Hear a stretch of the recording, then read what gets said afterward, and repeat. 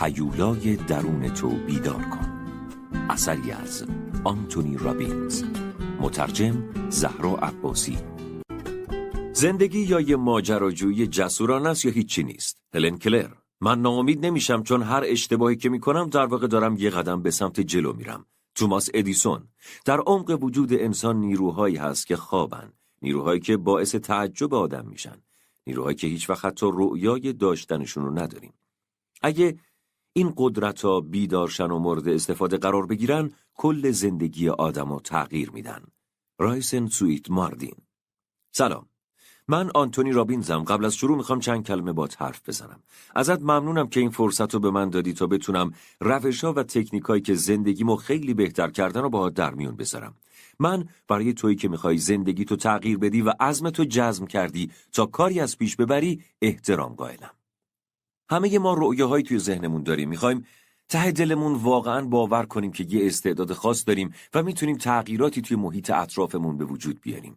ما میتونیم دیگران رو تحت تأثیر خودمون قرار بدیم. دنیا رو یه جای بهتری کنیم.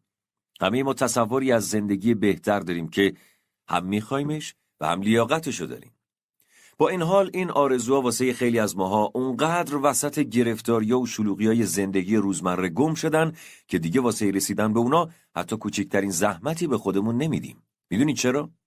چون خیلی از این رویاها از بین رفتن و به همراهشون انگیزه ما برای سر و سامون دادن به سرنوشتمون هم از بین رفته.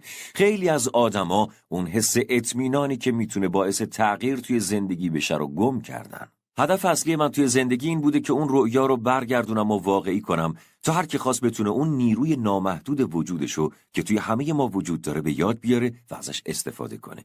این برنامه بهت کمک میکنه تا به اون قوانین دست پیدا کنی و بهت قول میدم اگه بهش گوش کنی و عمل کنی با هم میتونیم به پیشرفت‌های بزرگی برسیم. تو قراره تو این برنامه با روش‌های آشنا بشی که بهت کمک میکنه زندگی رو که همیشه آرزوشو داشتی بسازی و ازش لذت ببری. روش‌های سریع و خاصی که بهت کمک میکنه دلیل اصلی هر کدوم از مشکلاتتو پیدا کنی و با کمترین تلاش تغییرشون بدی. تو یاد میگیری چطور موانع از بین ببری و دیوارایی که مانع پیشرفتت شدن رو خراب کنی. قراره قدرت فوق‌العاده تصمیم گیری، سیستمای اعتقادی گروهی رو به دست بیاری و روش بکارگیری اونا رو برای رسیدن به چیزی که واقعاً میخوای یاد بگیری. از همین حالا شروع میکنیم. اول از همه تو چیزی رو یاد میگیری که آنتونی رابینز به هزاران نفر آموزش داده. همون هزاران نفری که این تکنیکا رو واسه بیدار کردن هیولای درونشون به کار گرفتن. تو متوجه میشی میتونی خودتو بشناسی، طرز عمل بدن، ذهن و احساستو درک کنی، سرنوشت خودتو کنترل کنی و از همه مهمتر میتونی بفهمی چی میخوای و چجوری باید به خواستت برسی. از همین الان شروع میکنیم. من هیچ وقت روزیو که واقعا بهم ثابت شد زندگی رویاییمو دارم فراموش نمیکنم. با هلیکوپتر شخصیم داشتم از یه جلسه کاری تو لس آنجلس واسه یکی از سمینارام به اورنج کانتی میرفتم. همون جور که از بالای شهر گلاندل تو کالیفرنیا پرواز میکردم یهو متوجه یه ساختمون بزرگ شدم. هلیکوپتر رو نگه داشتم و بالای اون ساختمون معلق موندم. کار جالبیه، فقط با هلیکوپتر میشه این کار کرد، با هواپیما نمیشه. همونطور که نگاه میکردم متوجه شدم این همون ساختمونیه که من 12 سال پیش سرایدارش بودم. اون روزا همش دغدغه‌م این بود که این ماشین درب و داغون فلوکس واگنم میتونه مسیر 30 دقیقه‌ای تا محل کارو بدون دردسر طی کنه یا اینکه به دردسر میفته. همش فکر میکردم چطور میتونم دووم بیارم. احساس تنهایی و ترس میکردم. ولی اون روز که با هلیکوپترم تو آسمون معلق بودم فهمیدم که یه دوره 10 ساله میتونه چه تفاوت زیادی رو به وجود بیاره. من اون موقع مسلماً رؤیایی داشتم ولی اون زمان اینجور به نظر میرسید که هیچ وقت نمیتونم به اون رویام دست پیدا کنم. امروز ایمان آوردم که همه شکست‌ها و ناامیدی‌ها و سرخوردگی‌هام در واقع داشتن یه بستری آماده می‌کردن که در نهایت باعث شد زندگی لذت بخش حال حاضرمو داشته باشم. همون جور که پروازمو در امتداد مسیر ساحلی به سمت جنوب ادامه میدادم، دلفینا رو دیدم که اون پایین با چند تا موج سوار بازی می‌کردن. من و همسرم بکی دیدن این منظره خیلی خاص و یکی از موهبت‌های بزرگ خداوند می‌دونیم. بالاخره به ایرلند توی کالیفرنیا رسیدیم. وقتی پایین رو نگاه می‌کردم، یه کمی نگران شدم چون مسیر منتهی به محل سمینار با یه ترافیک سنگین بسته شده بود. با خودم فکر کردم پسر، کاش هر کاری که قراره توی این شهر انجام بشه زود سر و سامون بگیره تا مردمی که میخوان بیان سمینار من سر موقع برسن. داشتیم تو محل مخصوص هلیکوپتر فرود می اومدیم که با یه مشکل جدید روبرو شدیم. نیروی امنیتی جلوی هزاران نفر آدمی که میخواستن به سمینار من بیان و گرفته بودن. اونجا فهمیدم قضیه از چه قراره. ترافیک سنگین و آدمایی را انداخته بودن که میخواستن بیان سمینار من. با اینکه ما فقط منتظر 2000 نفر بودیم، بیشتر از 7000 نفر اومده بودن. از طرفی سالن اجتماعات فقط گنجایش 5000 نفر رو داشت. وقتی از هلیکوپتر به سمت جایگاه رفتم، صدها نفر دورم جمع شده بودن. مردمی که میخواستن منو بغل کنن، بهم بگن که تلاشای من باعث شده تغییرات مثبتی توی زندگیشون ایجاد بشه. داستانایی که میگفتن واقعاً فوق‌العاده بود. من از این همه ابراز احساسات انقدر منقلب شده بودم که به حقیق افتادم. حتی نمیتونستم صحبت کنم. وقتی به پایین نگاه کردم، 5000 صورت خندان و دوست داشتنی و پر انرژی رو دیدم. اون لحظه فهمیدم که واقعاً دارم رؤیاهامو زندگی میکنم. چه حس خوبی بود. پشت اون همه شک و کمبینی، روش‌ها و مهارت‌هایی داشتم که میتونست واقعاً به هر کدوم از این آدما کمک کنه تا خودشونو قوی کنن و تغییراتی که میخوان توی زندگیشون اعمال کنن. میدونین، یهو تصویرها و خاطره‌های گذشته به ذهنم اومد. یاد یه تجربه افتادم که چند سال پیش اتفاق افتاده بود. وقتی توی آپارتمان مجردی 40 متریم توی کالیفرنیا نشسته بودم و توی تنهایی‌ام گریه می‌کردم. یادم میاد یکی از ترانه‌های نیل دایمن رو گوش می‌کردم که گفتم من هستم به کسایی که اونجا نبودن و هیچ کس هیچ وقت نشنید. حتی صندلی داد زدم من هستم و گم شدم و حتی نمیتونم بگم چرا. یادم میاد حس می‌کردم که زندگی مثلا واسه هیچ کس ارزش نداشت. انگار اتفاقای دنیا بودن که منو کنترل می‌کردن، اما اون زمانیو که زندگیم تغییر کرد و یادمه. وقتی که بالاخره به خودم گفتم دیگه بسه، و اون لحظه‌ای که به خودم اومدم و گفتم من خیلی بیشتر از اونی که از نظر ذهنی و احساسی و فیزیکی نشون میدم استعداد دارم. همون موقع تصمیم گرفتم زندگیمو برای همیشه تغییر بدم. تصمیم گرفتم توی عمل از همه نظر زندگیمو تغییر بدم. تصمیم گرفتم هیچ وقت خودمو مجبور نکنم که فقط کارای کمتر از توانمو انجام بدم. کی حدس میزد که این تصمیم به این لحظه های باور نکردنی ختم بشه؟ چطور یه بچه مثل من با تحصیلات دیپلم میتونه همچین تغییراتی رو ایجاد کنه؟ جوابم ساده است. من یاد گرفتم که اصلیو که الان بهش میگم تمرکز قدرت رو تحت کنترل خودم در بیارم. خیلی از آدما از قدرت بزرگی که میتونن با تمرکز روی یه قسمت از زندگیشون به دست بیارن بیخبرن. تمرکزی که اگه کنترل بشه مثل اشعه لیزر میمونه و هر چیزی که به نظر شما مشکل به حساب میاد از بین میبره. وقتی ما مدام همه تمرکزمون رو روی بهبود یه چیز بذاریم، مهارت خیلی زیادی برای بهتر کردن اون موقعیت به دست میاریم. میخوام یه سری مسائل رو بگم که ممکنه برات یکم عجیب غریب یا حتی باور نکردنی باشه. اولیش اینه که من مطمئنم تو رو دقیقاً میشناسم. من مطمئنم من و تو با هم یه نسبت فامیلی داریم. میل تو به شکوفا شدن و پیشرفته که تو رو به اینجا آورده. این به من نشون میده که تو صاحب شخصیتی هستی که بیشتر از اون چیزی که داره میخواد. من میدونم که تو هر جایگاهی که هستی از زندگی بیشتر از چیزی که داری میخوای. مهم نیست الان اوضاع چقدر خوبه یا چقدر درگیری. تو اعماق وجودت ایمان داری که تجربت از زندگی میتونه و باید بیشتر از چیزی باشه که الان هست. تو محکومی به همه تجربه های عالی که لازم داری. اصلا مهم نیست که تو یه آدم حرفه‌ای فوق‌العاده‌ای یا یه معلم، تاجر، مادر یا پدر. شاید باورت نشه، اما مهم اینه که تو همین الان شروع به پیشرفت کردی. تو این کتاب صوتی رو انتخاب کردی و داری بهش گوش میدی. من میخوام تو رو به چالش بکشم تا بری به مرحله بعد، یعنی استفاده از این آموزش‌ها. و حالا دومین مسئله، اگه تو واقعا این چالش رو قبول کنی و روشی که الان در حال یادگیریش هستی و اجرا کنی، حتما به اهدافت میرسی.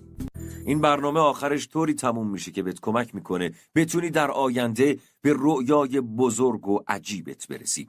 آینده‌ای که میتونه تغییر مثبت زیادی توی دنیا داشته باشه و کیفیت زندگی تو توی این جریان خیلی بالا ببره. آینده‌ای که توی اون تو فضای بهتری رو برای خودت و خانوادت به وجود میاری. ما رؤیاهای تو رو واقعی میکنیم. اینا ادعاهای الکی و فریبنده نیست. اینا اهدافی هستند که میشه بهشون رسید. بذار در مورد دغدغه بزرگ خودم بهت بگم که با سوالای ساده شروع شد. چطوری میتونم خیلی فوری کنترل زندگیمو تو دستم بگیرم؟ تو طول روز چیکار میتونم بکنم تا واقعا تغییری توی اطرافم به وجود بیارم که بتونه به من و بقیه کمک کنه تا سرنوشتشون رو شکل بدیم؟ چطوری میتونم پیشرفت کنم، یاد بگیرم، رشد کنم و این دانشمو خیلی لذت بخش با بقیه در میون بذارم؟ میدونی من واقعا اعتقاد داشتم که همه ما یه هیولا توی اعماق وجودمون داریم که خوابیده. هر کدوم از ما یه استعداد و مهارتی داره که فقط کافیه بهش توجه بشه. سالها پیش فهمیدم که بهترین راه برای رشد و پیشرفت زندگی خودم اینه که روی چیزی سرمایه گذاری کنم که همیشگی باشه و موندگاری داشته باشه. فهمیدم که تا حدودی باید روی کاری تمرکز کنم که یه جورایی سالهای سال بعد از رفتن من بازم نتایجش باقی بمونه. امروز من این شانس بزرگو دارم تا بتونم نظراتمو، احساساتمو از طریق کتاب‌های صوتیم، برنامه‌های تلویزیونیم با میلیون‌ها آدم دیگه در میون بذارم. تونستم با بیشتر از 500 نفر به صورت حضوری کار کنم. من به اعضای انجمن‌های کارآفرینی، کنگره‌ها، رؤسای شرکت‌ها و کشورها، مدیرها و مادرها، مدیرهای فروش، حسابدارا، وکلا، روانشناسا، مشاورا، ورزشکارای حرفه‌ای، بیمارای افسرده، بیماری دچار انواع فوبیا، آدمای چند شخصیتی و حتی آدمایی که شخصیتی نداشتن کمک کردم. اما حالا من یه شانس خاص و عالی پیدا کردم تا بتونم بهترین چیزایی که در طول این سال یاد گرفتم و با تو در میون بذارم. و به خاطر این فرصت پیش اومده واقعا خوشحالم. راستشو بخوای همیشه یه نیرویی توی تک تک همه ی آدمایی که تا حالا باشون وقت گذاشتم دیدم که میتونن با اون نیرو همه ی چیزایی که میخوان و به یه چشم به هم زدن تغییر بدن.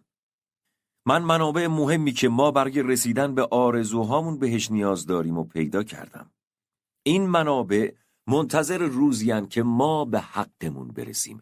من این کتاب صوتی رو برای کمک به کسایی گفتم که دنبال چیزای بیشتر و زندگی بهتری هن. میخوام کمک کنم تا اون قدرت خدادادی خودشونو به کار ببندن. میخوام بدونی که من با احترام خیلی زیادی وارد رابطه با تو شدم. ممکنه ما ارتباط حضوری با هم دیگه نداشته باشیم، ولی حرفای من به تو میرسه. من از این شانسی که بهم دست داده تا تو این سفر کشف درون رو با من تجربه کنی واقعا خوشحالم. من برای رسیدن تو به عمیق‌ترین و واقعی‌ترین توانایی‌ها همراهتم. زندگی یه هدیه است و به هر کدوم از ما این فرصت رو داده، این شانس رو فراهم کرده و این مسئولیت رو روی دوشمون گذاشته تا با بهتر شدن بتونیم دنیامون رو هم بهتر کنیم. بیا سفرمون رو همین الان با یه تصمیم برای دستیابی به قدرت شروع کنیم. من توی اولین کتابم قدرت نامحدود خیلی واضح گفتم که قدرتمندترین نیرویی که زندگیمون رو شکل میده اینه که خودمون رو مجبور به عمل کنیم. این که نتیجه کارای آدما با هم فرق داره به خاطر تفاوت توی انجام کارایی که در شرایط مشابه با شرایط بقیه انجام دادن. کارای متفاوت نتیجه های متفاوت رو به دنبال داره. چرا؟ چون هر کاری که در جریانه بر اساس کارای کوچیک گذشته ساخته شده و ما رو توی یه مسیر مشخصی به حرکت در میاره. البته هر مسیری به یه مقصد نهایی میرسه که ما اسمشو میذاریم سرنوشت. پس اگه واقعا میخوایم به زندگیمون خط و مسیر مشخصی بدیم، باید اول از همه کنترل کارهای روتین و روزمرمون رو به دست بگیریم. چون کارهایی که هر از گاهی انجام میدیم تأثیر قابل توجهی در سرنوشت ما ندارن، بلکه کارهای اثر بزرگ توی زندگیمون دارن که همیشه اونها رو انجام میدیم. مهمترین سوال ما اینه: چه محرکی پشت همه کارها و فعالیت‌های ماست؟ عامل کارهایی که ما انجام میدیم چیه؟ اون چیه که سرنوشت ما رو میسازه و چیه که ما رو به مقصد میرسونه؟ منشأ همه کارهای ما چیه؟ جواب همه این سوالا فقط یه چیزه: تصمیمات. هر چیزی که توی زندگیت اتفاق میفته، هم اتفاقایی که خوشحالت میکنه و هم اتفاقایی که تو رو به چالش میکشه، با یه تصمیم شروع شده. مطمئنم دقیقاً همون لحظه‌ای که تصمیمی میگیری سرنوشتت هم رقم میخوره. تصمیمایی که الان داری میگیری، همین الان که داری به من گوش میدی، تصمیمایی که روزانه میگیری، نه فقط احساسات امروز تو، بلکه احساس هفته‌ها، ماه‌ها و سال‌های پیش رو تو رقم میزنه. این آدما نمونه‌های بارزی‌اند از قدرت نامحدود روح آدم. اگه تصمیم بگیریم، میتونیم زندگی خودمون رو یکی از همین نمونه‌هایی بکنیم که به بقیه انگیزه میده. حالا چطور؟ ساده است. با تصمیم گیری امروزتون برای اینکه چطور میخوایم سالهایی که از امروز پیش رومون داریم زندگی میکنیم و زندگی کنیم. کل زندگی من توی یه روز تغییر کرد.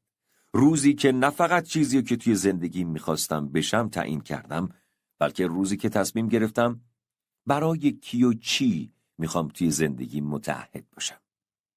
اگه فقط تصمیم میگرفتم که میخوام یه تفاوت توی دنیا ایجاد کنم یا اینکه میخوام زندگی بهتری برای خودم بسازم، اون وقت فقط داشتم از تمایلم میگفتم و دیگه اسمش تصمیم نبود.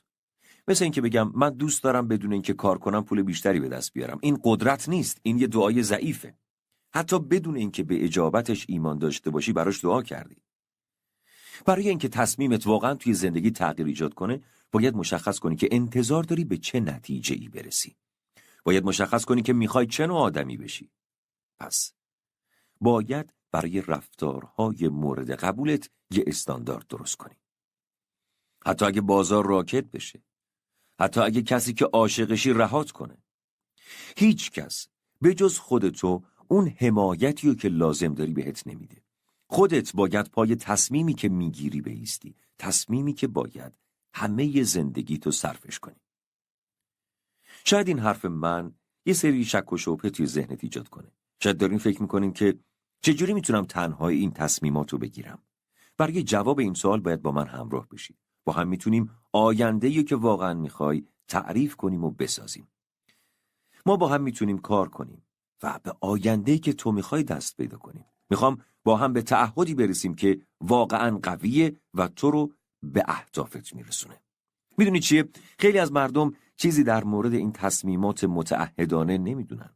به جای اینکه متعهد باشن دنبال بهونه میگردن. شاید بگن چون خانواده خوبی نداشتن به اهدافشون نرسیدن. بهت میگن که خانواده ناسالمی داشتن. اصلا به من بگین مگه خانواده سالمم داریم؟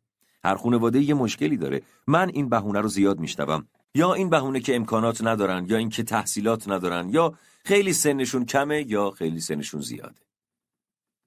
بذار یه چیزی رو واضح بهت بگم. اینا همشون شرایطن و این شرایط نیست که زندگی تو رو رقم میزنه، بلکه تصمیماته که مسیر زندگی تو تعیین میکنه. این تصمیمای تو هن که بهت کمک میکنن هرچی تو زندگیت هستی و بهتر کنی. ارتباطات تو، محیط کار تو، سلامتی تو، درآمد تو، روابط عاطفی تو. یه ویژگی خیلی خوب این تصمیم گیری اینه که تو همین الانم در اختیارش داری، ولی انقدر سراغش نرفتی که فکر میکنی برای به دست آوردنش باید بیرون از دنیای خودت بگردی و اونو پیدا کنی. قدرت تصمیم گیری چیزی نیست که فقط برای یه عده‌ای از آدما که امکانات یا پشتوانه خانواده و ثروت دارن رزرو شده باشه. این برای هر کسی و در هر جایی قابل دسترسه. همین لحظه میتونی از این قدرت نامحدود استفاده کنی. فقط باید بلند چی و شجاعت اینو داشته باشی که طلبش کنی. یه آدم خیلی مغرور رو در نظر بگیرین. یه زن جوون سیاه‌پوست به اسم روزا پارکس که سال 1956 تو اتوبوس حاضر نشد صندلیش رو به یه مرد سفید پوست بده، در حالی که کارش بر اساس قانون اون زمان جرم محسوب میشد. این یه مثال از نافرمانی مدنیه که باعث یه انقلاب شد و الگویی شد برای نسل‌های بعدی. روزا پارکس یه تصمیم متعهدانه گرفته بود. اون خودشو به استاندارد بالایی متعهد کرده بود. امروز روزیه که تو هم بالاخره باید تصمیم بگیری که میخوای کی باشی. امروز همون روزیه که باید تصمیم بگیری کیفیت زندگیتو بهتر کنی، به آیندت نگاه کنی، به خودت بگی این همون شخصیه که من دوست دارم باشم، این همون زندگیه که من میخوام داشته باشم و برای رسیدن به این هدف هیچی نمیتونه جلومو بگیره.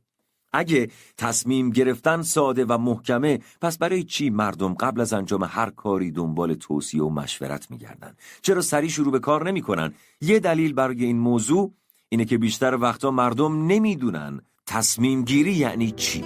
ما خبر نداریم که اون تغییر و تحولی که یه تصمیم عاقلانه و متعهدانه میتونه برامون به وجود بیاره چقدر مهم و با ارزشه. یه قسمت از این مشکل به اینجا برمیگرده که انقدر کلمه تصمیم گیری رو برای کارهایی به کار بردیم و انجامشون ندادیم که الان فکر میکنیم تصمیم گیری فقط برای کارهای انجام نشدنی و رؤیاهای دست نیافتنیه. ما عادت کردیم به جای تصمیم گیری فقط اون چیزایی که دوست داریم انجام بدیم و بیان کنیم. مثلا دوست دارم سیگارو کنار بذارم، دوست دارم یکم وزن کم کنم. تصمیم گیری واقعی به این معنیه که همه احتمالات رو کنار بذاریم. تصمیم گیری درست به این معنیه که نسبت به یه نتیجه مشخص تعهد داشته باشی و هر احتمال دیگه رو کاملا کنار بذاری. یعنی واقعا تصمیم بگیری که سیگار کشیدن رو کاملا و برای همیشه کنار بذاری. دیگه ماجرا تمومه. دیگه سیگار نمیکشین. دیگه هرگز سراغ سیگار کشیدن نمیرین. دیگه حتی احتمالم نمیدین که شاید یه روزی به یه دلیلی سیگار بکشین.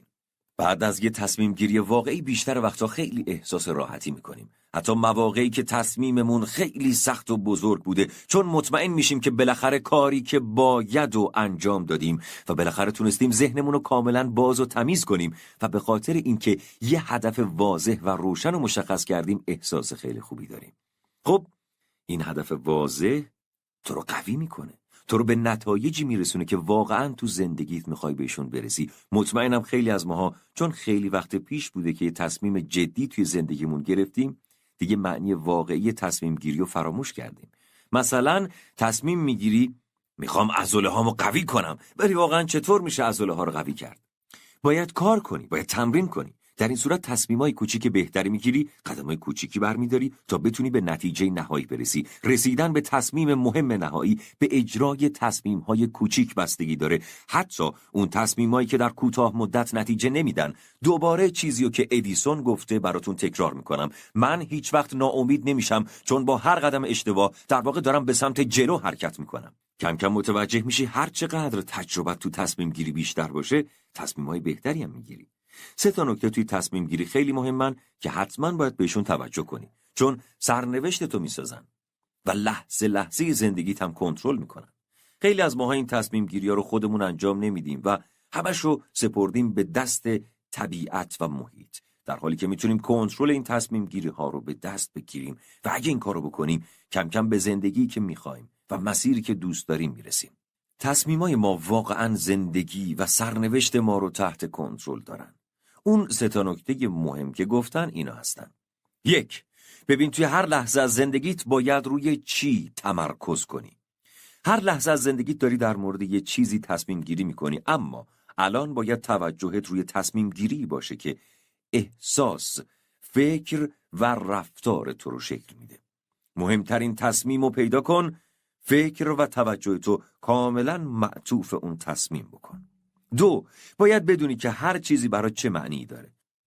اصلا مهم نیست که اطراف چه اتفاقایی داره میفته. سریع مشخص کن که به نظرت هر کدوم از این اتفاقا خوبه یا بد. این اتفاق حال، آینده و گذشته تو رو تغییر میده یا نه. 3. که مهمترین نکته هم هست. الان باید چی کار کنم؟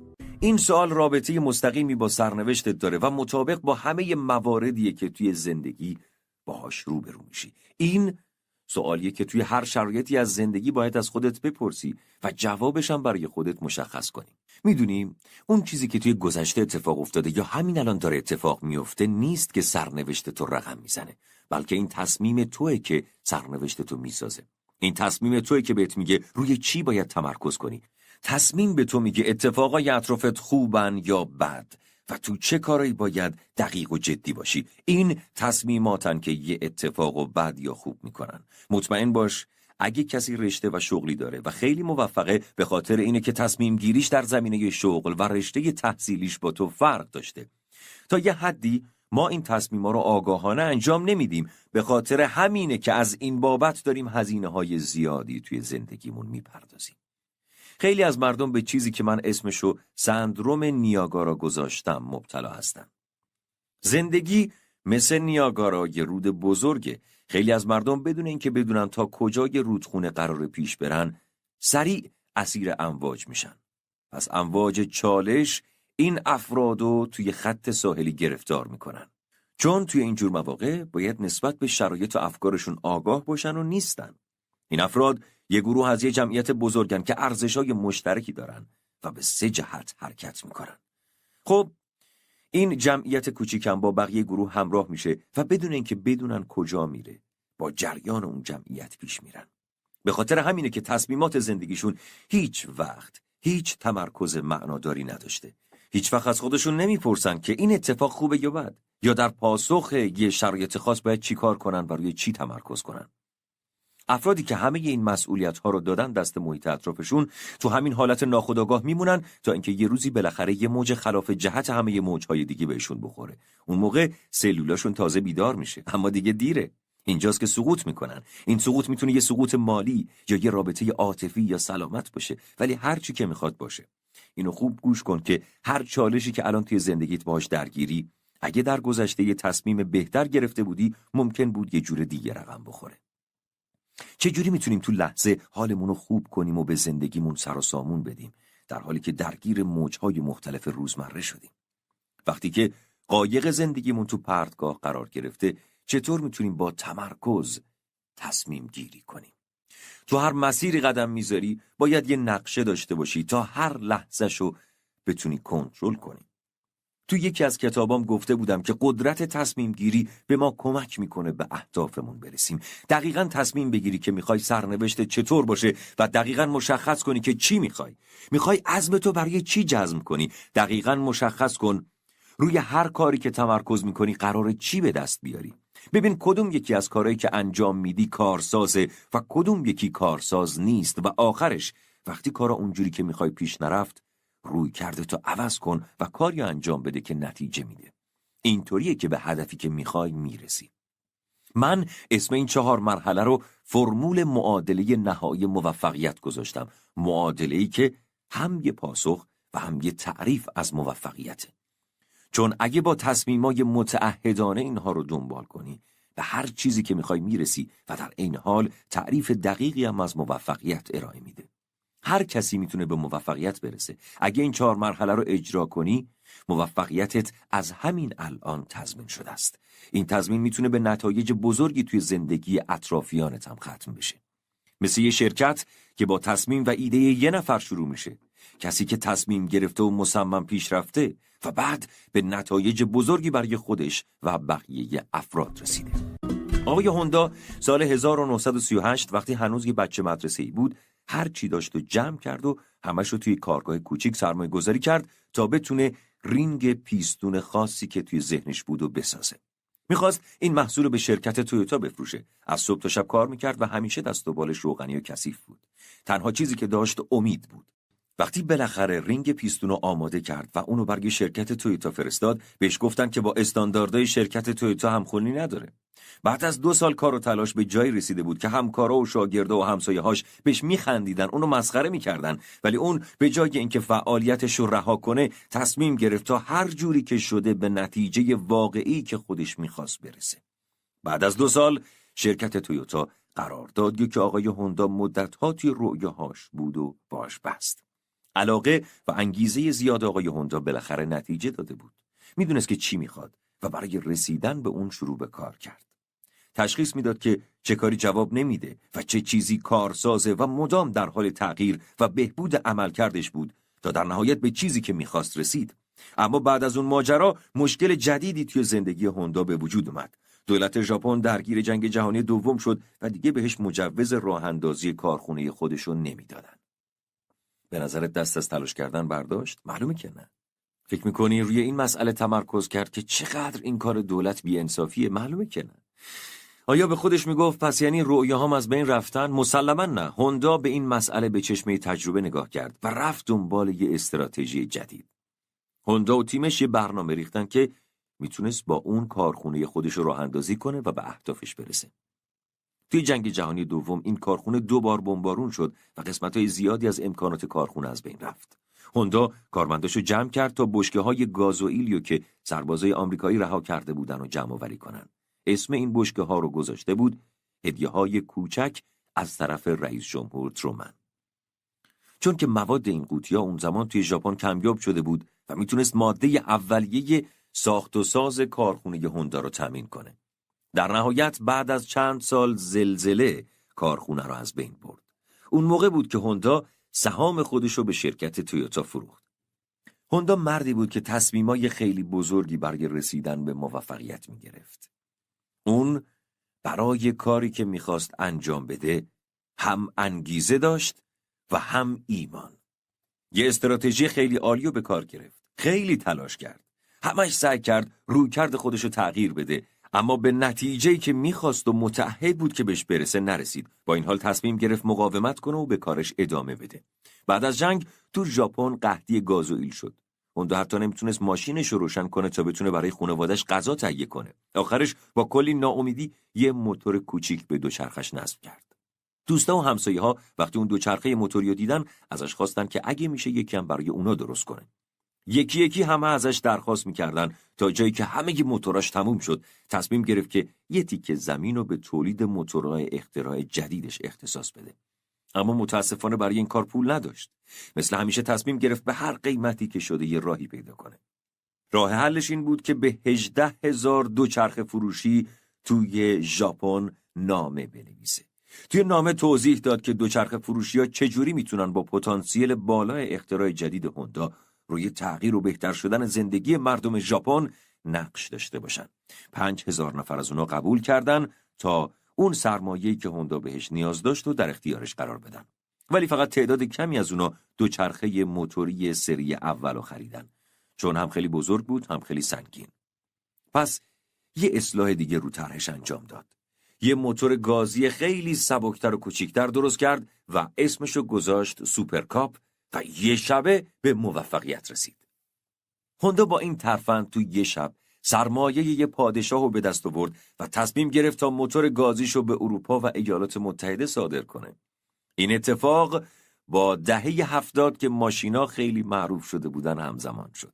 امروزه شرکت هوندا بیشتر از 100,000 نفر رو تو آمریکا و ژاپن مشغول به کار کرده و به عنوان یکی از بزرگترین کارخونه‌های ماشین سازی توی ژاپن مطرحه. هوندا بعد از تویوتا از نظر فروش توی رده دوم قرار میگیره و توی آمریکا هم به یکی از شرکت‌های خیلی موفق تبدیل شده، چون پشت اون مردی ایستاده که رمز و قدرت تصمیم گیری متعهدانه رو فهمیده. هوندا میدونست که وقتی تصمیمی گرفته میشه باید عملیش کرد. فرقی نداره تو چه شرایطی قرار گرفته، فقط باید تصمیمی رو عملی کنه که نتایج بلند مدت و همیشگی براش داشته باشه. اجازه بده 6 نکته کلیدی برای رسیدن به قدرت تصمیم گیری رو بهت بگم. قدرتی که میتونه تجربت رو از هر لحظه زندگی شکل بده. 1. قدرت واقعی تصمیم گیری رو درک کن. توی هر لحظه از زندگیت از قدرت تصمیم گیری استفاده کن تا زندگیتو تغییر بدی. وقتی که یه تصمیم جدی میگیری در واقع داری یه کار جدید رو به جریان میندازی. تأثیر سرنوشت سازی که منتظرشی دقیقاً لحظه ای اتفاق میفته که یه تصمیم جدید میگیری و شروع میکنی به تغییر زندگی. یادت باشه وقتایی که احساس فشار خیلی زیادی میکنی، یا اینکه احساس میکنی هیچ راه انتخابی نداری، یا اگه احساس میکنی هرچی اتفاق بد فقط داره سر تو میاد، باور کن که میتونی جلوی همه این اتفاقا و شرایط بد رو بگیری. اگه فقط یه لحظه صبر کنی و تصمیم بگیری، اون وقت میتونی همه این شرایط رو تغییر بدی. فقط اگه یه لحظه به شرایط فکر کنی و خوب و بد هر اتفاق رو به درستی تشخیص بدی. بعد بر اساس آگاهیت از افکار و اطرافت روی کاری که الان لازم انجام بدی متمرکز میشی و تصمیم میگیری که میخوای این کار رو انجام بدی.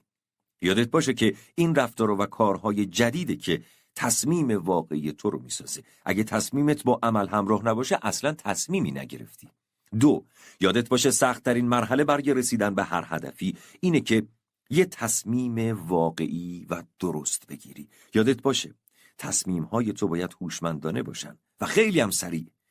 خیلی زمان و تلاش و هزینه صرف این نکن که چجوری قرار تصمیم تو عملی کنی، یا به چه وسیله و از چه طریقی میخوای تصمیم تو انجام بدی. فقط به این فکر کن که اصلاً باید این کار انجام بدی یا نه. مطالعات نشون میده که موفق ترین آدما تصمیم هاشون رو سریع میگیرن، چون ارزش تصمیم ها برای اونها خیلی مشخصه. این افراد تصمیم هاشون رو با احتیاط تغییر میدن. از طرف دیگه آدمایی که بیشتر وقتا با شکست روبرو میشن تصمیماتشون رو آهسته و توی یه زمان طولانی میگیرن و نظرشون زود به زود عوض میشه. از این شاخه به اون شاخه میپرن. فقط تصمیم بگیر. به این توجه کن که تصمیم گیری در واقع خودش یه نوع عمل و تلاشه. تلاش کن. وقتی تلاش پشت اون تصمیم باشه، اون موقع است که متوجه میشی واقعاً داری با این کار یه حرکت اساسی توی زندگیت انجام میدی. بیشتر وقتا تصمیم گیری کمک میکنه تا به یه هدف بزرگتر برسی. یه قانون خیلی مهم که من برای خودم گذاشتم اینه که هیچ وقت قبل از اینکه کاری در راستای تصمیمم انجام ندادم رهاش نکنم. به محض اینکه یه تصمیمو گرفتم شروع میکنم به تلاش تا اونو اجرا کنم. 3. زیاد تصمیم بگیر. باید اونقدر تصمیم بگیری تا بتونی توی تصمیم گیری حرفه‌ای بشی. هرچقدر بیشتر از این ماهیچه‌ها استفاده بشه قوی‌تر میشن. ماهیچه‌های تصمیم گیری دقیقاً همینطورین. همین الان قدرتتو آزاد کن و تصمیمایی بگیر که همیشه اونها رو عقب مینداختی. انرژی و هیجانی که این کار توی زندگیت به وجود میاره باور نکردنیه. 4. از تصمیماتت یاد بگیر و تجربه کن. هیچ چیزی کاملا مشخص نیست. بعضی وقتا ممکنه کاملا گند بزنی. گاهی اوقات مهم نیست چقدر تلاش میکنی. همیشه ممکنه اتفاقای ناخواسته کارو خراب کنن و تو به هدف نهایی تصمیمت نرسی. به جای اینکه بشینی گریه زاری کنی و خودتو سرزنش کنی، از خودت بپرس الان این چه فایده‌ای برات داره؟ من از اتفاقایی که افتاده چی میتونم یاد بگیرم؟ این شکست در واقع میتونه براتون یه هدیه باور نکردنی باشه. میتونی ازش استفاده کنی و در آینده تصمیمات بهتری بگیری. به جای اینکه روی اتفاقای تلخ کوتاه مدت تمرکز کنی، تصمیم بگیر از این اتفاقات درس بگیری. درس‌ها رو حفظ کن و در آینده از اونها استفاده کن تا بعدها بتونی هزینه‌های زمانی، مالی و یا حتی روحی رو کم کنی و بدونی این برای سالهای آینده تو یه قدرت بزرگه.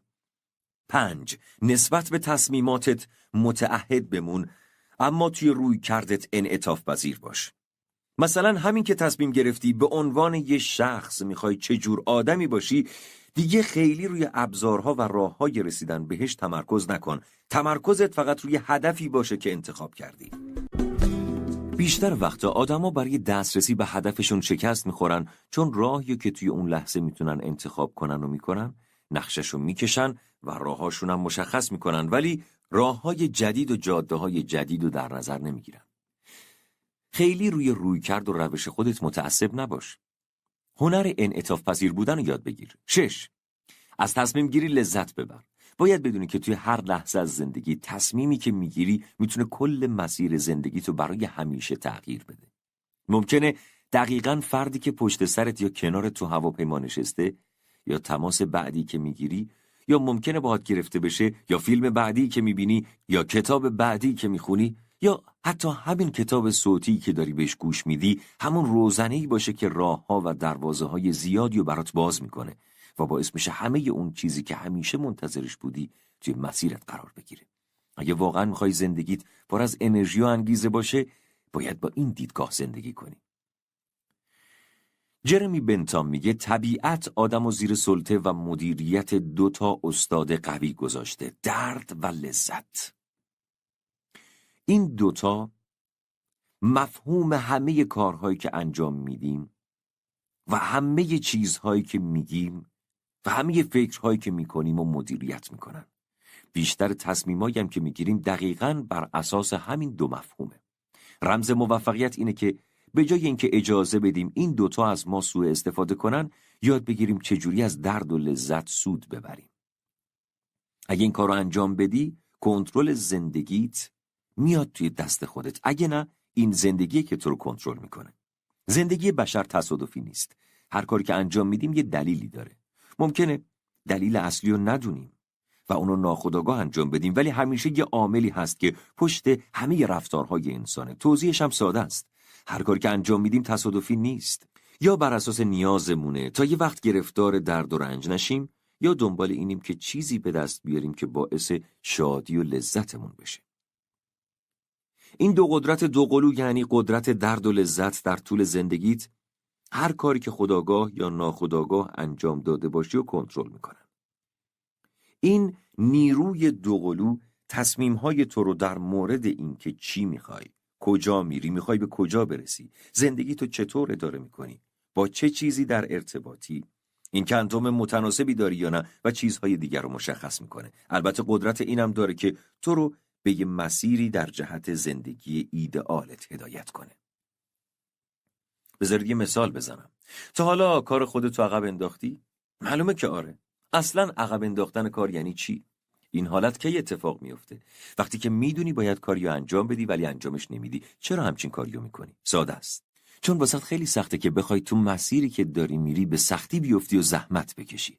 به عقب انداختن کار یعنی این که بخوای کاریو انجام بدی بعد بیخیالش بشی و بذاریش کنار.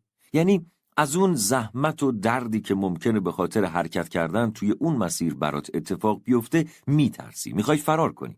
شاید اونقدر کار خودتو عقب انداختی که دیگه مجبور شدی تو همون لحظه دست از تنبلی و به عقب انداختن کارت برداری. اون لحظه چه اتفاقی افتاده؟ ساده است. تو هر چیزی که به درد و رنج ختم میشد و کنار گذاشتی تا جایی که یه دفعه به این نتیجه رسیدی که انجام دادنش خیلی راحت تره تا بخوای بزنی زیر کار. برای همین الان یهو تصمیم میگیری که اگه یه کاری بکنم دردیم نیست. مهمتر از اون، تو این لحظه به این نتیجه میرسی که خب اگه قرار باشه همچنان کاری نکنم درد روی درد میاد و در آینده اوضاعم خرابتر میشه. در واقع ما تا یه جایی میتونیم درد رو تحمل کنیم، بعد یه دفعه تصمیم میگیریم که باید همه چی رو تغییر بدیم. مشکل اینجاست که خیلی از ماها به جای برنامه‌های بلند مدت دنبال اینیم که باید چیکار کنیم تا توی مدت کوتاه از شر دردمون خلاص بشیم. همش دنبال لذت کوتاه مدتیم که در کوتاه مدت هم به دست میاد. این دیدگاه خیلی اشتباهه. چرا؟ به خاطر اینکه برای رسیدن به موفقیت باید برنامه داشته باشیم. چون برای به دست آوردن چیزایی که برامون خیلی مهم و با ارزشن باید لذت‌های کوتاه مدتمون رو کنار بذاریم. این واقعا مهمه. مخصوصاً وقتی این مسئله‌ای که گفتم و کنار این واقعیت در نظر بگیریم که این خود درد نیست که ما رو مجبور میکنه یه کاری برای تغییر اوضاع انجام بدیم، بلکه ترسمون از اینه که آخرش این درد میخواد ما رو به کجا بکشونه.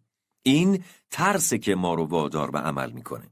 همینطور میشه گفت این هدف نیست که بهمون انرژی میده، در واقع حس رسیدن به نقطه‌ایه که میتونیم احساسات روحیمون رو تخلیه کنیم و احساس لذت عمیق داشته باشیم. در واقع ما با واقعیت‌های اطرافمون و اتفاقای زندگیمون انگیزه نمیگیریم، بلکه با درکی که از اون واقعیت و اون اتفاق داریم به یه سمتی حرکت میکنیم که نتیجه‌ای که میخوایم و برامون به وجود بیاره. توجه کن که ترس از درد نقابای زیادی داره. ممکنه به شکل ترس از شکست، ترس از موفقیت، ترس از چیزایی که نمیشناسی یا نمیفهمی، ترس از این که مردم قضاوتت کنن و هزار نوع ترس دیگه باشه، ولی اصلا مهم نیست اسمشو چی بخوای بذاری. همیشه میتونی رفتار خودتو بررسی کنی و ببینی چه کاری باید انجام بدی و چی رو باید تغییر بدی. اگه توی هر جنبه‌ای از زندگیت نمیتونی دست به کار بشی، مطمئن باش که یه دلیل بیشتر نداره. اونم اینه که داری به خودت میگی اگه کاری نکنم دردش کمتره. پس فقط یه راه برای تغییر این وضعیت هست. دیدگاهتو نسبت به درد و لذت تغییر بده، وگرنه کماکان تصمیمات پوچ کوتاه مدت میگیری که اصلاً دائمی نیستن. مثلا میتونی یه رژیم غذایی شروع کنی، خیلی هم تحت فشار و روی قاعده و اصول، ولی وقتی که خوردن غذاهای رژیمی و یه کار سخت و مشکل بدونی، هیچ وقت نمیتونی وزن کم کنی و همیشه اضافه وزن داری. باید طرز فکرتو از درون تغییر بدی. اراده کافی نیست. یه اصطلاح دیگه در موردش به کار میبرم، اسمشو گذاشتم ارتباطات عصبی. یعنی اون قاعده و سیستمی که لذت و درد و توی وجود ما به هم ربط میده تا مشخص کنیم که میخوایم چی کار کنیم. خبر خوب اینه که ما میتونیم یاد بگیریم که چجوری ذهن و بدن و احساسات خودمون رو به رابطه بین دو مفهوم درد و لذت و اهدافی که داریم پیوند بزنیم. این همون راز تغییر زندگیت، رفتارت، همه ی حرکاتت و کارهات و نتیجه‌ای که به دست میاری. با تغییر رفتارهایی که به لذت و درد میدیم میتونیم کاملا رفتارمون رو عوض کنیم. بذار یه مثال بزنم که چجوری خودم این کار رو انجام دادم. برخلاف زحمتایی که پدر و مادرم میکشیدن، یه وقتایی بود که خانواده‌ام بی پول بودن. وقتی که من بزرگ شدم و درآمدم بیشتر شد، شروع به خوردن غذاهای جور و جور کردم. درگیر پرخوری شدم. مخصوصاً غذاهایی رو میخوردم که همیشه میخواستم اما نمیتونستم بخرم. آخرش به جایی رسیدم که نتونستم تو غذا خوردن به تعادل برسم و خیلی اضافه وزن پیدا کرده بودم، 19 کیلو. تازگی‌ها فهمیدم که توی ذهنم نخوردن رو به درد ربط داده بودم. بر اساس دوران کودکیم نتیجه گرفته بودم که اگه نخورم درد میکشم، پس باید در جهت مخالفش حرکت کنم تا از درد دور بشم. آخرش فهمیدم این که میگن غذا باید کم و سالم باشه برای من درد و تداعی میکنه. بنابراین باید غذای رژیمی و سالم و به لذت و برعکس پرخوری و به درد ربط بدم. یاد گرفتم کنار گذاشتن ظرف غذا وقتی که هنوز غذا توش هست و ربط بدم به لذت. این حالت کاملا مخالف حالت قبلی من بود. وقتی که به موسیقی مورد علاقم گوش میدادم سعی میکردم غذای اضافی نخورم. به جاش شروع کردم به دور کردن ظرف غذا از خودم. اینطوری لذت گوش دادن به موسیقی با کنار گذاشتن غذا همراه میشد و ذهنم شرطی میشد. وضعیت بدنی خودم رو چک میکردم. تغییراتم رو میدیدم و اونقدر بهم لذت میداد که انگیزه بیشتری برای پس زدن غذا پیدا کردم. اونقدر اینو تکرار کردم که خیلی زود کنار زدن ظرف غذا برام لذت شده بود و حس خیلی خوبی بهم میداد. نمیتونی تصور کنی که این تجربه چقدر حس آزادی و رهایی بخشی بهم میداد. اولین قدم برای ایجاد تغییر چیه؟ اولین قدم اینه که به تأثیر خیلی قوی رابطه عصبی بین درد و لذت پی ببریم که همیشه هم روی تصمیم گیری‌ها، ایده‌ها، کلمه‌ها، تصاویر، صداها و احساسات ما اثر میذارن. باید این رابطه‌ها رو درک کنیم. ولی تا وقتی که یک کنترل آگاهانه و اتوماتیک روی این رابطه‌ها پیدا نکنیم، تأثیر خودشونو باقی میذارن و راه خودشونو میرن. مغزتون همش درگیر احساساتتون میشه و این روابط رو دنبال میکنه و این شبکه پیچیده از روابط درونی بین ایده‌ها، تصاویر، صداها، اتفاقات، احساسات، خاطرات و حافظه تو از چیزایی که پیشتر باعث درد یا لذتت شدن. هر وقت که یه مقدار زیادی از لذت و درد رو تجربه میکنی، حالا چه احساسی چه فیزیکی، فوراً مغزت دنبال علت اون درد و لذت میگرده و وقتی دلیل این اتفاقا رو پیدا میکنه، نتیجه رو توی سیستم عصبی ثبت میکنه تا بعدها مجبور نباشی دوباره این درد رو تجربه کنی. این تجربه ثبت شده تبدیل میشه به یه علامت خطر که توی همه شرایط مشابه بهت هشدار میده که ممکنه درد قبلی برات تکرار بشه و مثل دفعه قبل اذیت بشی. این حالت یه وقتایی هم تو رو از درد و رنج به سمت لذت میکشونه تا کارو خیلی سریع انجام بدی. یعنی علت لذت رو پیدا میکنه و تو سیستم عصبیت ثبتش میکنه. بعد در مواقع مشابه بهت میگه قرار لذت مشابهی رو تجربه کنی، بنابراین انگیزه میگیری و سریع پیش میری. این اساسی ترین غریزه بشره که همیشه مشغوله و دست از کار نمیکشه، ولی مشکل وقتی به وجود میاد که متوجه این رابطه ها نباشیم یا اشتباهاتشون رو بگیریم. یه بچه رو در نظر بگیر که داره به سمت لبه مبل سینه‌خیز میره. ممکنه این بچه از مبل پرت بشه و اصلاً هم ارتباط بین افتادن و درد و متوجه نشه. واسه همین این کارو چند بار دیگه هم تکرار میکنه، چون اون رابطه رو نفهمیده. بعضی وقتا آدمای بزرگسال هم دچار همچین مشکلی میشن.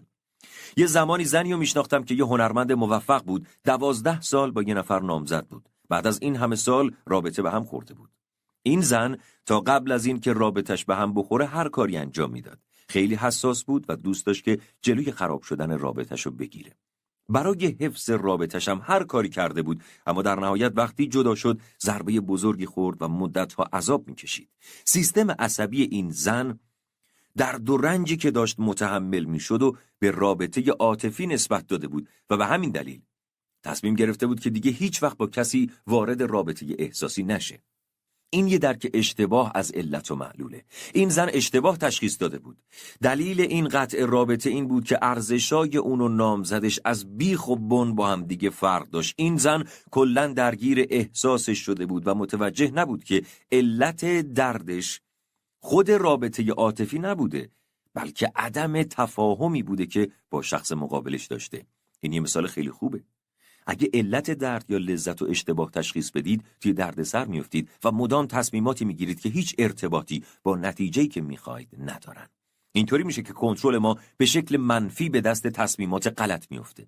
مثلا قراره برای اولین بار توی یه جمع سخنرانی کنی. همه چی خوب پیش میره تا اینکه یه لحظه به ذهنت میرسه که این اولین باره و تا حالا جایی سخنرانی نکردم، بنابراین نمیتونم از پسش بر بیام. اون موقع است که این کنترل منفی وارد عمل میشه، چون عدم موفقیت و نتیجه نداشتن تجربه قبلی میدونی. برای همینه که باید همه رابطه‌هایی که راجع به مسئله‌های مختلف توی ذهنمون ساختیم دقیق‌تر نگاه کنیم و ببینیم درستن یا ما داریم اشتباه میکنیم، چون برداشت اشتباه ما تبدیل میشه به تصمیم گیری‌های اشتباه.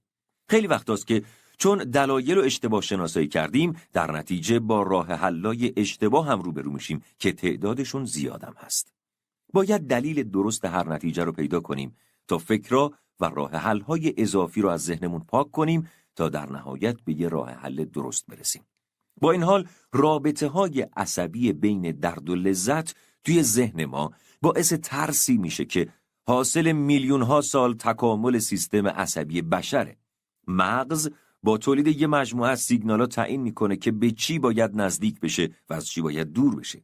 اینجور نیست که کنترلمون کاملاً دست محیطی باشه که توشیم یا بر اساس این محیط شرطی شده باشیم و به خاطر پاداش و مجازات محیط تصمیم گیری کنیم. من قبول ندارم که بعضی از آدما میگن که من به عنوان یه انسان محصول محیطیم که توش بزرگ شدم. معمای پیچیده درسته. خیلی سخته که جلوی شرطی شدن ذهنمون رو بگیریم. یکی از تصمیمایی که خودم توی زندگیم گرفتم و سرنوشتم و تغییر داد این بود که رابطه فوق‌العاده و باور نکردنی بین مطالعه و لذت به وجود بیارم. من متوجه شدم اگه یاد بگیرم به رفتار و احساساتم شکل بدم و تحت کنترل خودم بگیرمشون، میتونم زندگیمو از اساس تغییر بدم. با این کار میتونم رمز و راز کنش‌ها و واکنش‌ها و دلیل هر نتیجه‌ای رو پیدا کنم. متوجه شدم چطور میتونم واقعیت زندگی خودم رو شکل بدم و اولویت‌های خودم رو تشخیص دادم. متوجه شدم از ارتباط با دیگران و راهنماییشون لذت میبرم.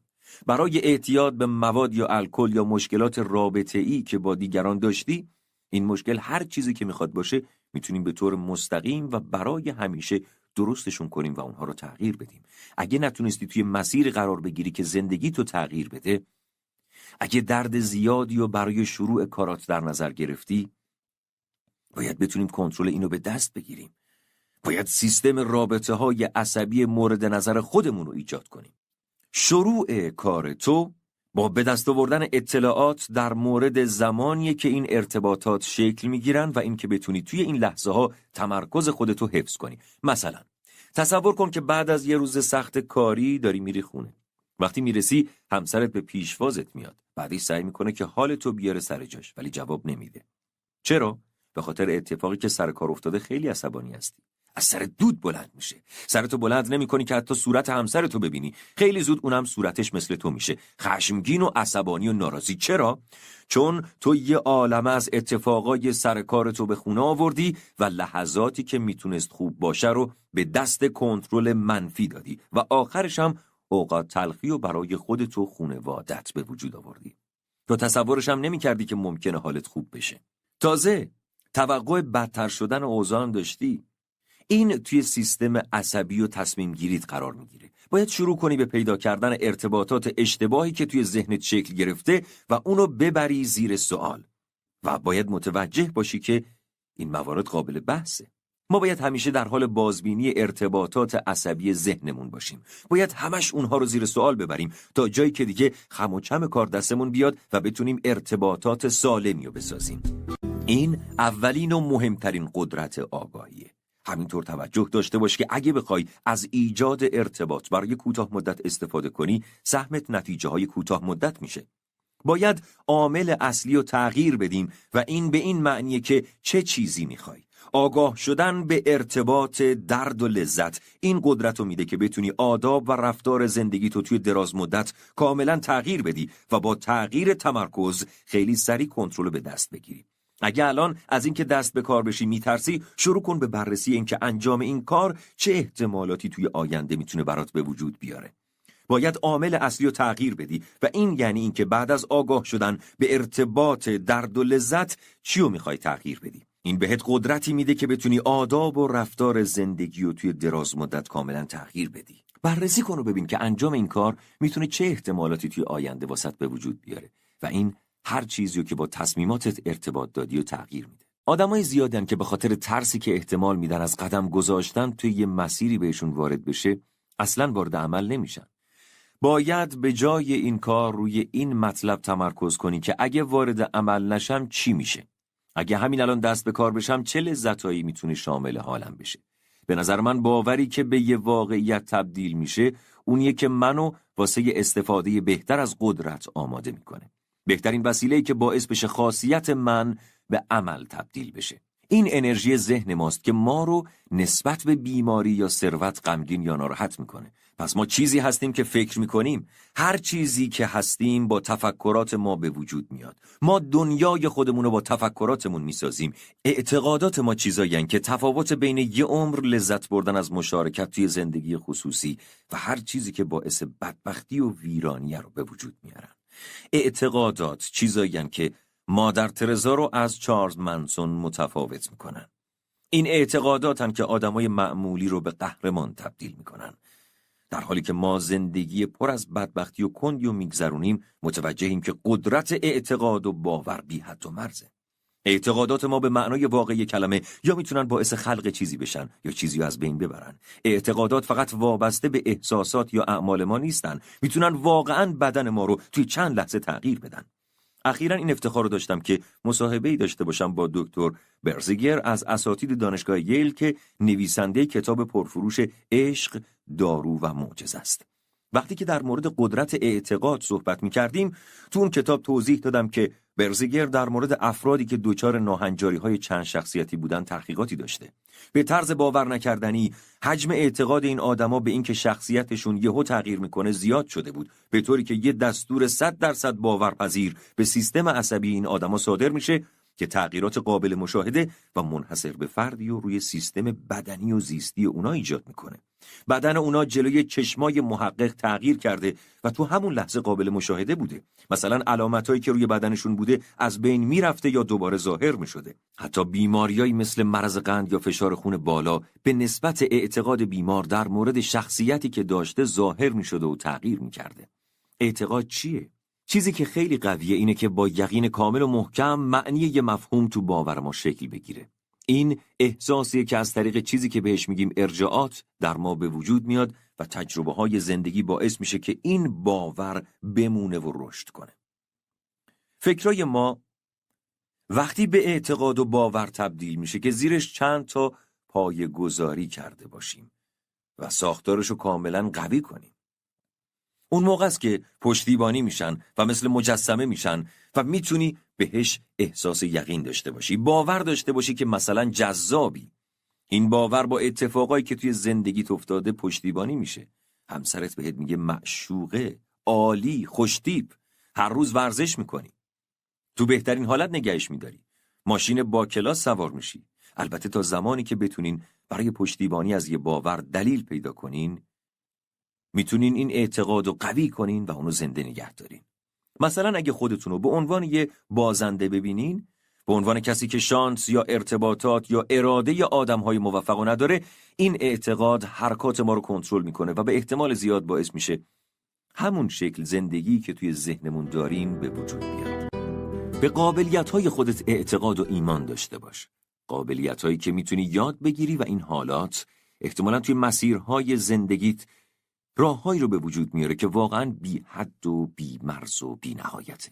باید یادمون باشه همه پیشرفت‌های چشمگیر ما با تغییر در اعتقاداتمون به وجود میان.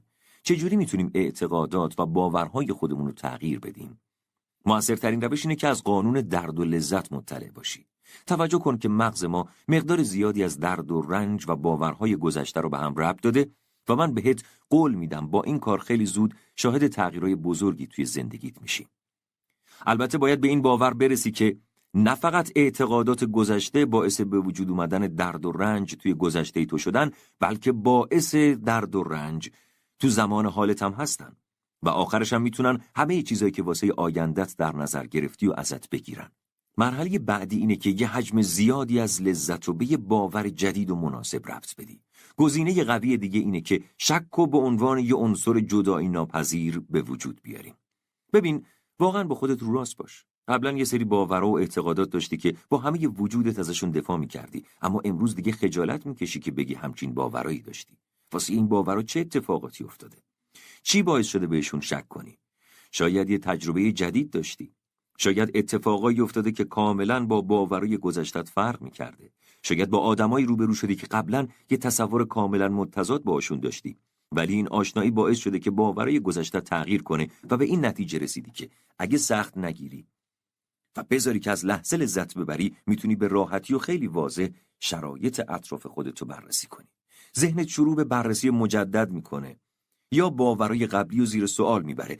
کلید اصلی برای شکستن باورهای محدود کننده‌ای که توی گذشته داشتی اینه که به حد کافی همه چی رو زیر سوال ببری و بررسی کنی. شروع کن به شک کردن. یه روش فوق‌العاده موفق برای از بین بردن باورها همینه. مثلا تا حالا همچین کاری با خودت کردی؟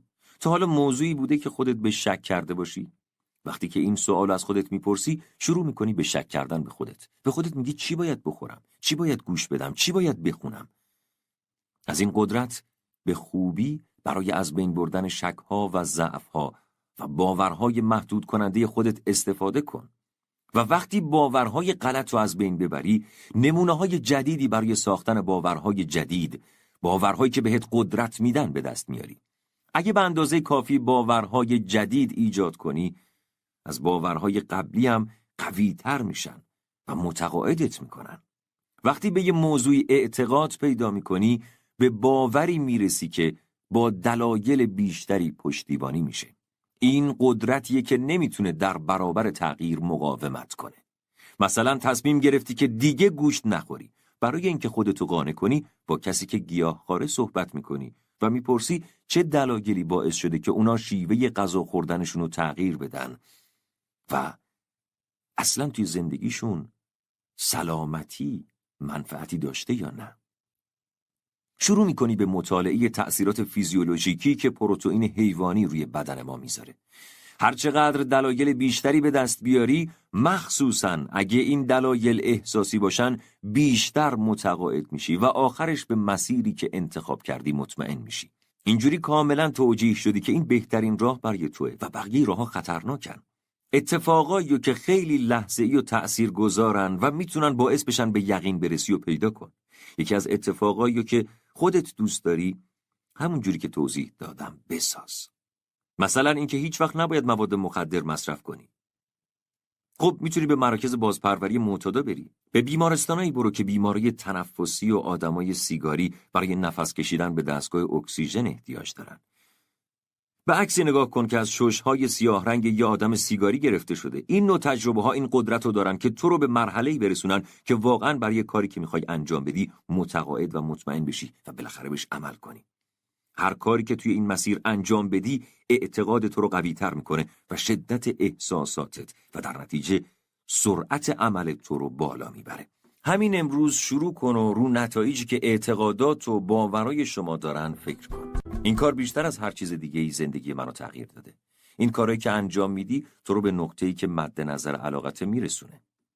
بشین و یه لیستی از کارهایی که تو رو عقب نگه داشتن و باعث شدن به اهداف نرسی و از طرف یه لیستی که باعث شدن به هدفات برسی و موفق بشی تهیه کن. همین الان گوش دادن به این فصل رو متوقف کن و برو این کارو انجام بده. همین الان یه کاغذ بردار و حرفای خودباوری که بهت قدرت میدن و بنویس.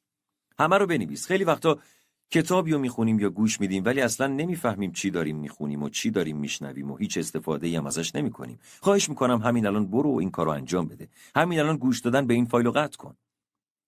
دور 3 مورد از قوی ترین باورایی که بهت انرژی زیادی میدن دایره بکش و از خودت چند تا سوال بپرس. این باور چجوری میتونه یه قدرت واقعی به من ببخشه؟ چجوری میتونه زندگی منو محکم تر کنه؟ وقتی این کارو کردی، با اینکه قبلا هم از این قدرت‌ها آگاه بودی، بهت قول میدم که بیشتر از قبل ازشون استفاده میکنی. حالا دور 2 تا از محدود کننده ترین عادتایی که داری دایره بکش. اونایی که بیشتر از بقیه تو رو عقب نگه داشتن و نذاشتن به هدفت برسی. باورای خودتو بررسی کن و این آسیب که تا حالا به خاطر این اعتقادات بهتون رسیده رو احساس کنی و یه بار واسه همیشه تصمیم بگیری که دیگه نمیخوای تحت سلطه این باورا باشی. دیگه نمیخوای بهایی پرداخت کنی. تصمیم بگیر که پایه‌های این باورای کشندت رو ریشه‌کن کنی و از بین ببری. شاید به خودت بگی این خیلی مسخره است. در واقع با پیدا کردن جواب و با شبیه سازی این حرکت میتونی نتایج گسترده‌ای به دست بیاری. به این فکر کن که اگه این باور رو رها نکنم، چه مشکلات روحی روانی برام به وجود میاد؟ چه بلایی سر ارتباطاتم با دیگران میاد؟ از لحاظ فیزیکی و مالی چه مشکلاتی برام به وجود میاد؟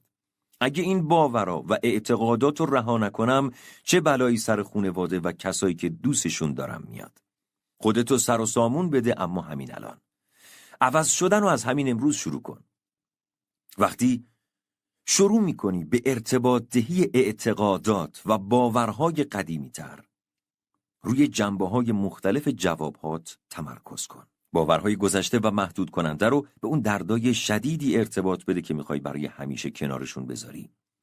مرحله بعد اینه که نتایجی که دوست داری توی زندگیت بهشون برسی و در نظر بگیر. پیشنهاد میکنم از خودت بپرسی برای موفقیت توی این وضعیت نیاز داری به چه چیزی باور و اعتقاد داشته باشی؟ یا اینکه چه کسی چه اعتقادی به تو داشته باشه.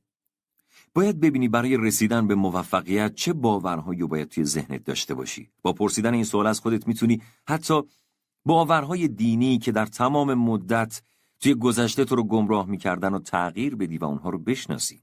اگه احساس میکنی زندگی تو رو به چالش کشیده، خسته شدی و عصبانی هستی، وقتی به موفقیت میرسی باید از خودت بپرسی برای اینکه تو این حالتی که هستم بمونم باید چه باورایی رو حفظ کنم؟ باید به چه چیزایی فکر کنم؟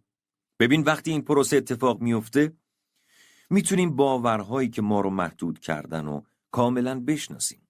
مثلا اگه احساس افسردگی میکنی از خودت بپرس به چه چیزایی باید اعتقاد داشته باشم تا افسرده بمونم؟ میتونی برای این سوال به این جوابا برسی. مثلا احتمالاً به آینده اشاره داره. من اعتقاد دارم هیچ وقت شرایطم بهتر نمیشه یا هیچ امیدی نیست. وقتی این باورها رو از زبون خودت میشنوی ممکنه با خودت فکر کنی من هیچ اعتقادی ندارم چون الان حالم خوب نیست دارم این حرفا رو میزنم.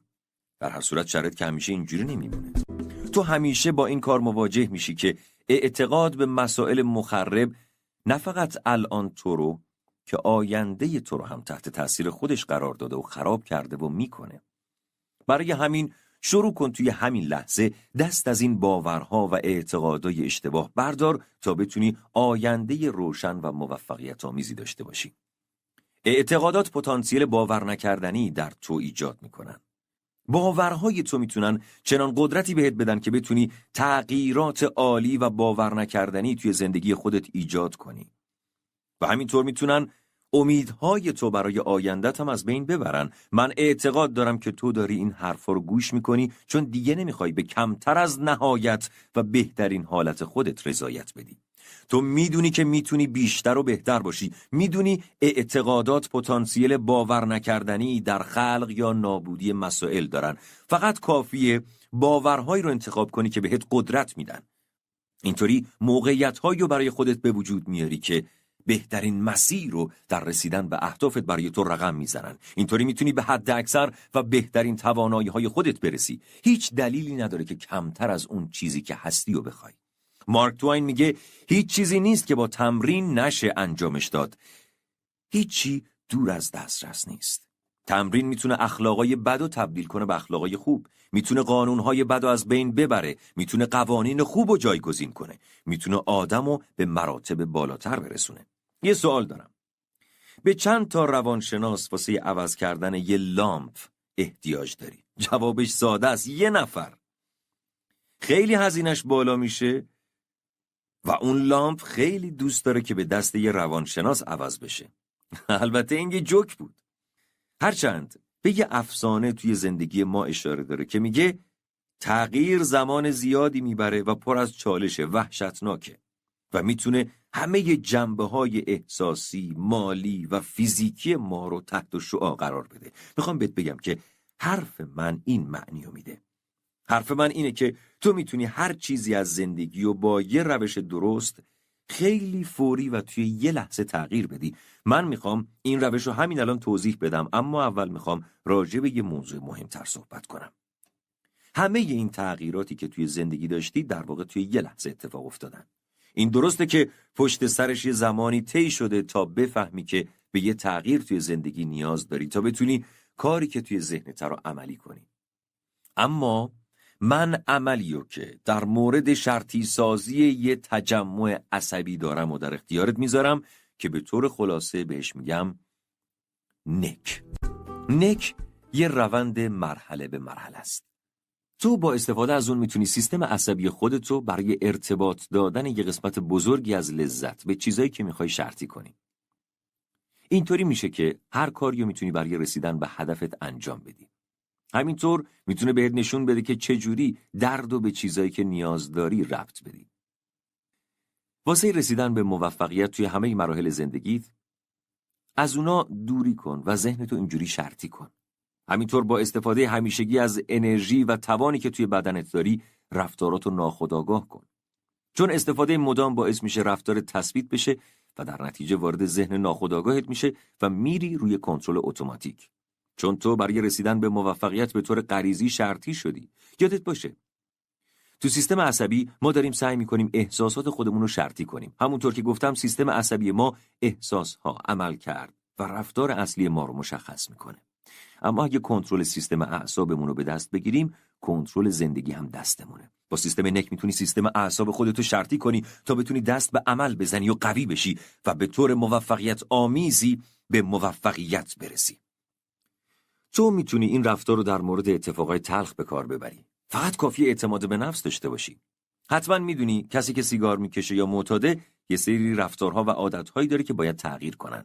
تنها راهی که برای شکلگیری این مسئله وجود داره اینه که عادت قدیمی خودش رو پیدا کنه. تغییر رابطه‌های لذت جدید نسبت به گذشته به نظر خیلی ساده میاد، ولی من توی این زمینه متوجه چیزی شدم که برات یه تغییر موندگار و همیشگی ایجاد میکنه.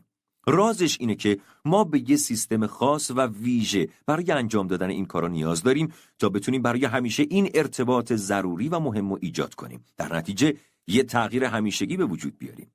من هر روز این تکنیک‌ها و مهارت‌های جدید رو از علوم مختلف کشف می‌کنم. اینو بدون که این تکنیک‌ها زیادن و محدود به یکی دوتا نمیشن، ولی همیشه به جایگاه اصلی و پایه‌ای برمیگردن که علم تعریف می‌کنه و طوری طراحی شده که بشه توی هر تکنولوژی ازش استفاده کرد. هر چیزی که تا حالا یاد گرفتیم و میتونیم توی این سیستم به کار ببریم. پس یه ترکیب خاص از مراحلیه که از هر چیزی که یاد گرفتی استفاده میکنه تا تغییر طولانی مدت و مؤثری رو در زندگیت به وجود بیاره. به نظر من دو نوع باور وجود داره که باید اونو توی خودمون به وجود بیاریم. اولین باوری که برای ایجاد تغییرات سریع باید توی خودمون داشته باشیم اینه که ما در لحظه میتونیم تغییر کنیم. البته تو این مورد صحبت‌ها و آموزش‌هایی هست که به ما میگه تغییر سریع ممکنه، یعنی اینکه تو اصلاً برای انجام این تغییرات با هیچ مشکلی مواجه نمیشی. در واقع باید بدونی که این خود تغییر نیست که زمان بره. یادت باشه که آماده شدن برای تغییره که زمان بره. خود تغییر توی یه لحظه اتفاق میفته. این دقیقاً به من و تو مربوط میشه که بخوایم خودمون رو برای تغییر آماده کنیم و ما توانایی اینو داریم که این تغییر رو سریع انجام بدیم. اصلاً نیازی نیست صبر کنیم. دومین باور درست اینه که اگه من و تو میخوایم یه تغییر درست و حسابی و همیشگی ایجاد کنیم، باید قبول کنیم که فقط خودمونیم که در قبال تغییرات خودمون مسئولیم، نه هیچ کس دیگه. باید خودمون رو عامل تغییرات بدونیم. اگه این کارو انجام ندیم، همیشه دنبال یه نفر دیگه میگردیم که بیاد و تغییرات رو برای ما به وجود بیاره. و اینجوری همیشه وقتی به نتیجه نمیرسیم، دلمون میخواد یکی دیگر رو سرزنش کنیم. حالا با در نظر گرفتن این دوتا باور، من میخوام 6 قدم بزرگ و اصلی برای تغییر رو به تو معرفی کنم. این پایه‌های اساسی به تو نشون میدن که چجوری با درد و رنج به تغییری برسی که به هیچ نیروی بیرونی نیاز نداشته باشی. من تو رو به این چالش دعوت میکنم که همین الان چیزی رو که میخوای توی زندگی تغییر بدی و انتخاب کنی. اینجوری میتونی همزمان با پا گذاشتن توی این مسیر وارد عمل بشی و تأثیرش رو توی زندگیت ببینی. به خودت بگو اگه توی زندگیم تغییر کنم، همین الان میتونستم چجوری زندگی کنم؟ چه چیزایی به دست می آوردم؟ خانواده و دوستام چه احساسی نسبت به من داشتن؟ همین الان باید دنبال تغییر باشیم. نه از اولین روز هفته. با فکر کردن و دلیل ساختن این قدرت کشش رو به دست میاریم که همین الان برای تغییر حرکت کنیم. حواست باشه این دلایل به هیچ وجه نمیتونن آینده تو رو توجیه کنن که حرکت و پیشرفت داشته باشی. امیدوارم همین الان که داری این صحبت‌ها رو گوش میکنی یه لیست از تغییراتی که میخوای رو درست کنی. توی هر مرحله گوش دادن رو متوقف کن و تصمیم بگیر که چی رو میخوای تغییر بدی. اینکه واقعاً از زندگیت چی میخوای. اصلاً تونستی بفهمی که چی در تو جلوی ایجاد تغییر رو میگرفته. اصلاً به اندازه کافی از تغییر و دردناک بودنش میدونی؟ اصلاً توجیه شدی که باید تغییر کنی و این تغییر به حد کافی برات لذت بخشه؟ اگه بله، پس مرحله بعدی رو انجام بده.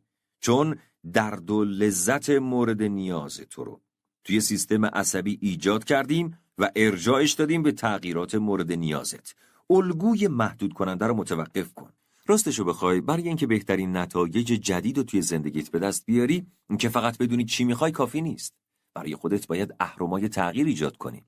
ما میتونیم شدیداً برای تغییر انگیزه داشته باشیم، ولی اگه بخوایم همون کاری مشابه گذشته رو به همون منوال نامناسب و تضعیف کننده توی زندگیمون تکرار کنیم، نه تنها توی زندگیمون تغییری ایجاد نمیکنه، تازه شاید درد و خستگی بیشتری هم برامون داشته باشه.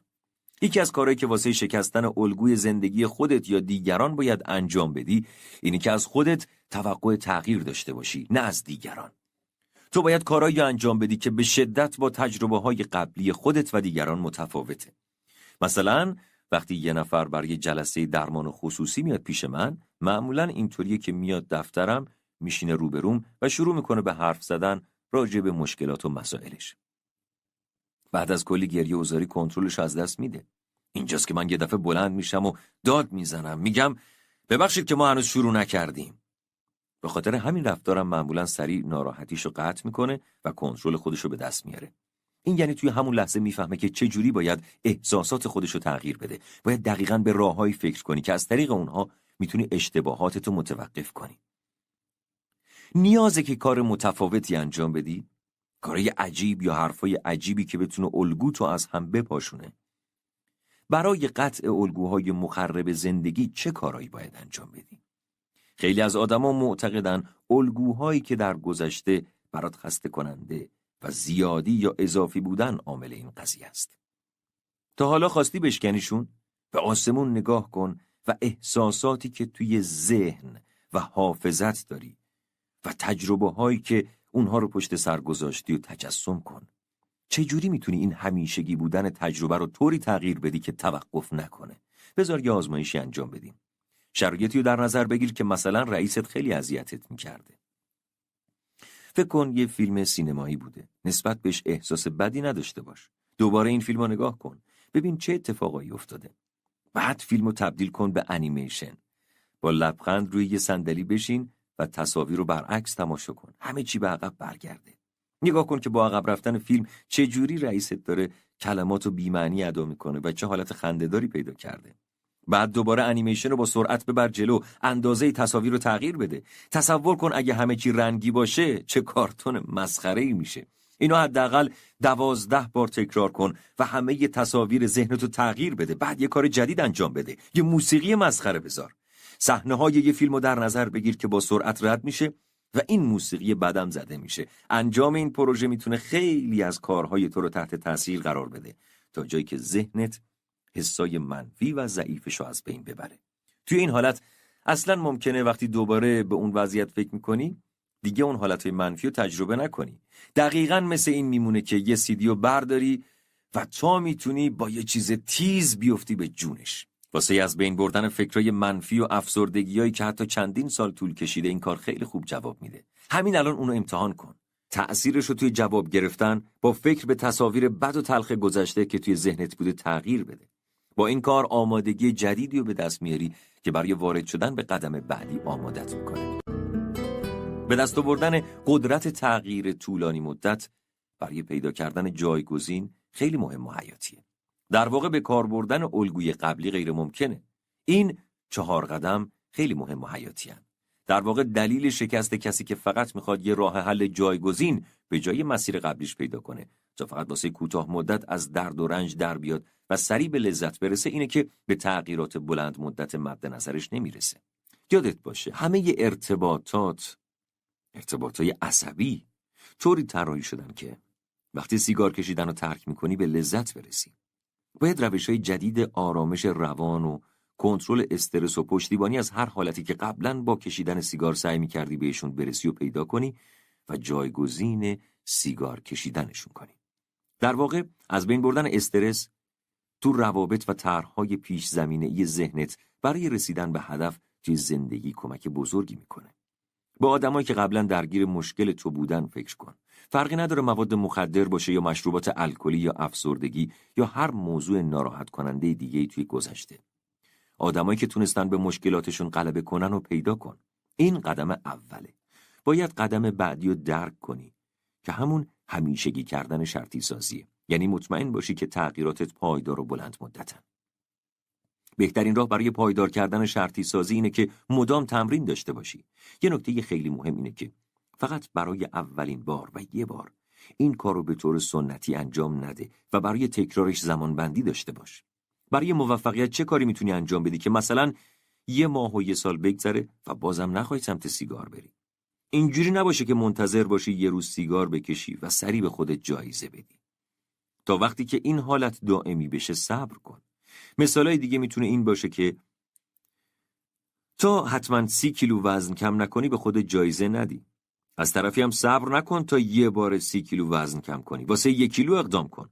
تو همون لحظه که ظرف غذا رو برای اولین بار گذاشتی کنار به خودت یه جایزه بده. کاری کن که به خاطر کنار گذاشتن غذا و این عادت جدید یه حس خوب به دست بده. کلید اصلی توی این مرحله اینه که یه سری از هدفهای کوتاه مدت و خاص و مشخص کنی تا به هر کدومشون که رسیدی سریع به خودت جایزه بدی. معطل نکن. این جایزه ها رو خیلی یهویی به خودت بده. این خیلی مهمه که احساس لذت رو به الگویی که میخوای وصل کنی تا بتونی با قدرت بیشتری ادامه بدی. حواست باشه که نمیخوای یه ارتباط عقلانی به وجود بیاری. تو باید یه ارتباط احساسی ایجاد کنی و این روی موضوعی کار میکنه که تو میخوای برای ذهنت و توی پایین ترین سطح ممکن یه سری ارتباطات جدید تعریف کنی. بین سیستم عصبیت با این تغییر جدید یه لذت منحصر به فرد ایجاد کن. وقتی از این مراحل گذشتی یه الگوی جدید به وجود آوردی. مرحله آخر اینه که مطمئن بشی الگوی جدید رو آزمایش میکنی. اونقدر بررسی کن تا به عادت تبدیل بشه و تأثیر بذاره. باید از خودت بپرسی آیا تو ارتباطات کاری من جواب میده یا اینکه تأثیر منفی داره؟ رو زندگی خصوصیم چه تأثیری داره؟ تغییر عادتهای گذشتت هر چقدرم مخرب باشن قدرت رسیدن به نتیجه های مورد نظر رو دارن. قدرت برآورده کردن نیازهات فقط به خاطر کسایی که براشون ارزش قائلی. حالا این الگوی جدید تو رو به همون اهداف اصلی زندگیت میرسونه. خب حالا این راهو یه جوری قوی‌تر و موثرتر طی می‌کنیم. برخلاف گریه و زاری و افسردگی که توی الگوی زندگی داشتیم، مطمئن باش این شرطی سازی‌های جدید دقیقاً طبق باورای اصلی و ارزش‌های زندگیت دارن پیش میرن. مطمئن باش دقیقاً در راستای چیزی هن که در مورد خودت باور داری. اینا روش‌های ساده‌ای هن تا مطمئن بشی که اهدافت درست سر جای خودشون قرار گرفتن و با هماهنگی و منحصر به فرد مشغول کارن.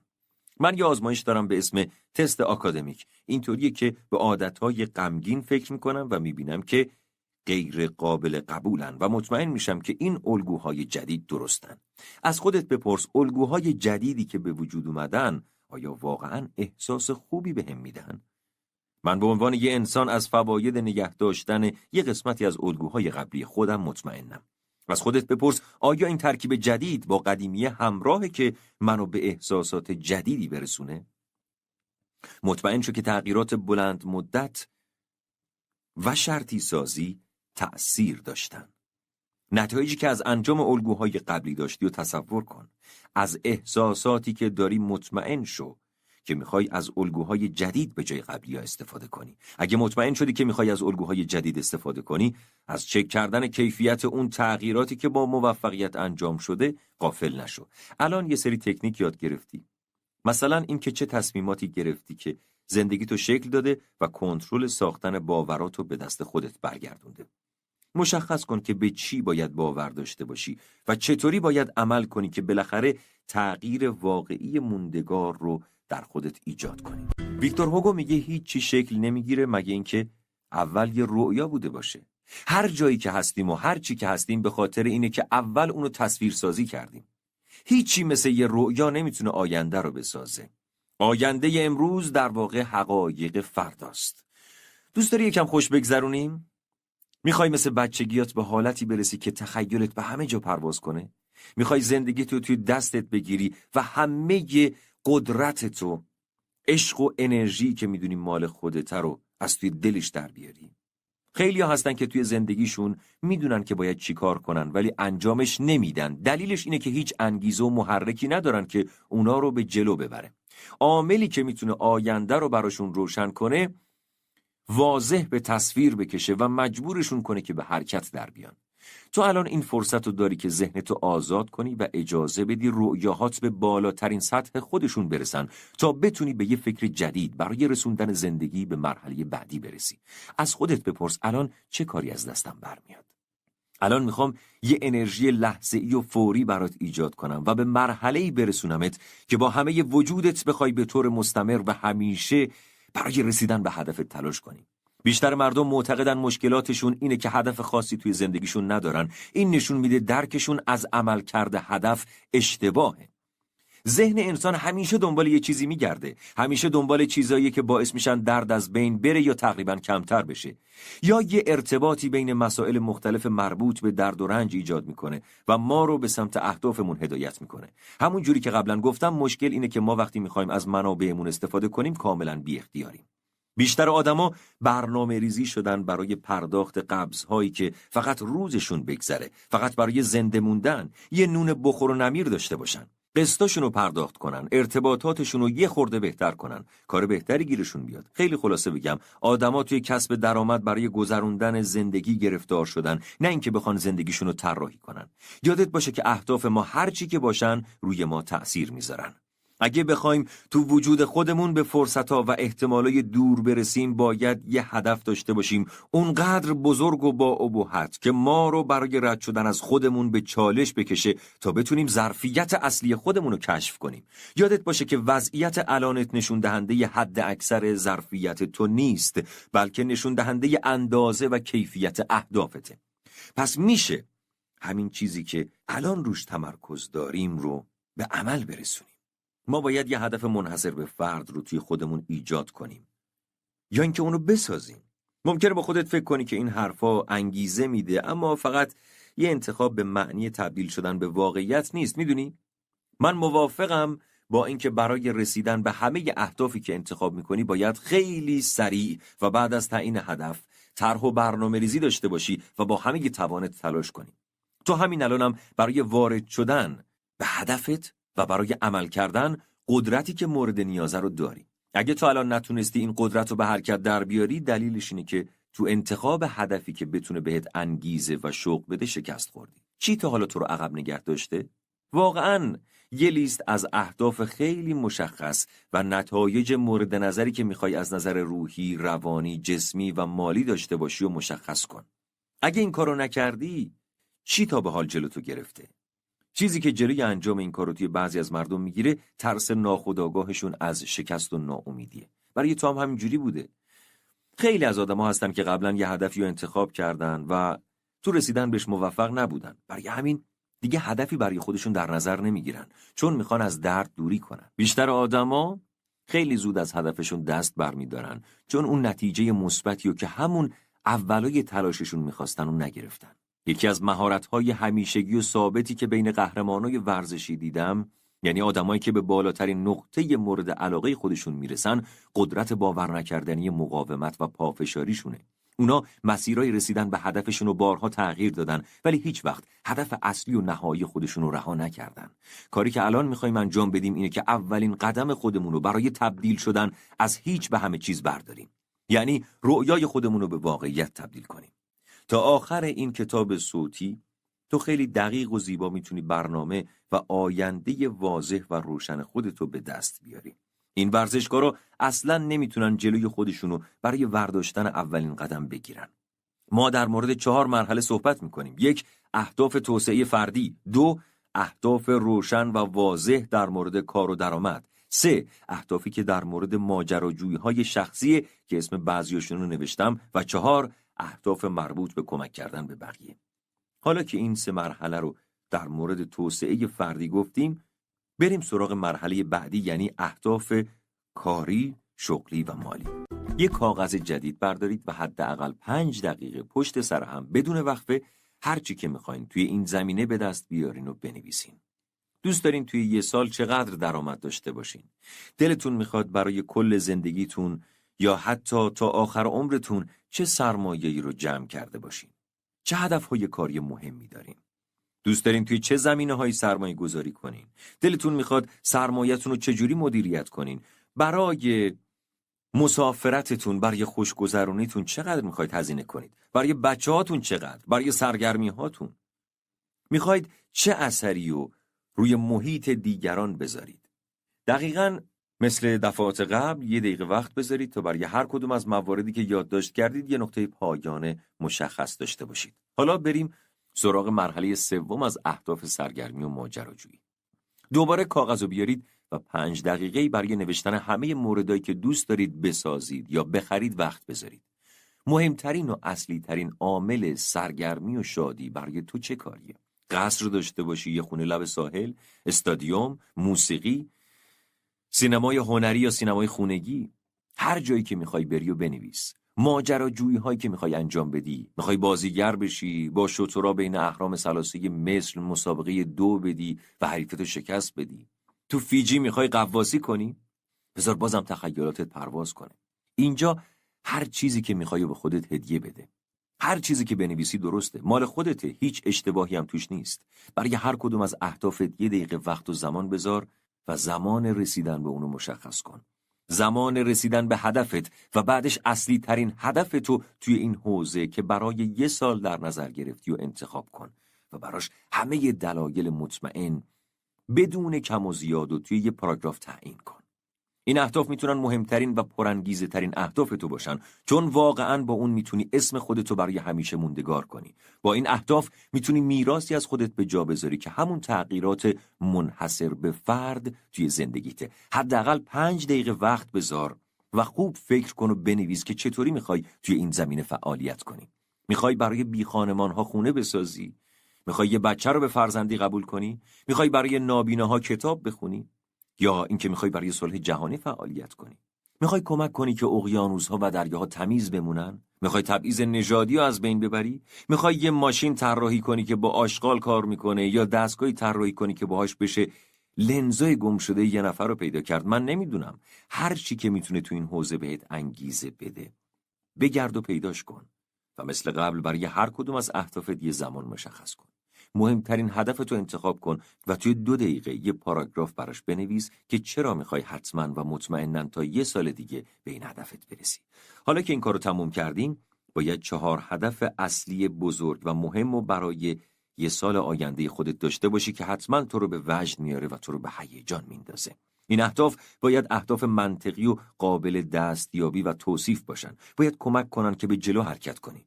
اگه به هر 4 هدف توی 1 سال برسی چه احساسی به دست میده؟